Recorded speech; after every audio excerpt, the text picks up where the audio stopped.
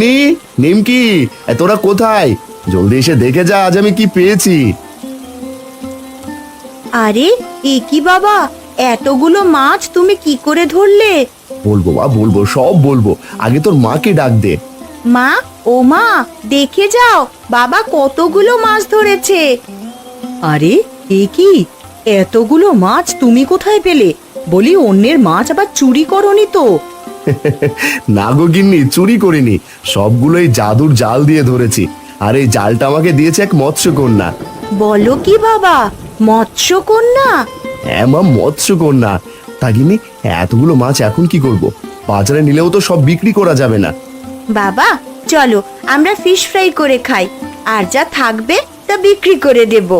আরে বা নিমকি, তুই তো দারুণ একটা বুদ্ধি দিয়েছিস। গিন্নি যাও, সবগুলো মাছ ফিশ ফ্রাই করো। ওগো, এতগুলো মাছ ফিশ ফ্রাই করলে বিক্রি হবে তো? হবে না মানে? আলবাত হবে গিন্নি। বৃষ্টির ভেতরে ফিশ ফ্রাই পেলে সবাই চেটে পুটে খাবে।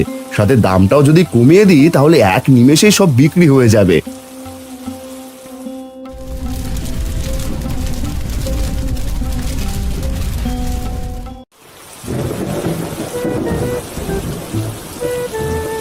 আরে জগাই, এই গাড়িতে কি বিক্রি করছিস? ফিশ ফ্রাই বিক্রি করছি গো রতনদা। কি ফিশ ফ্রাই? তুই ফিশ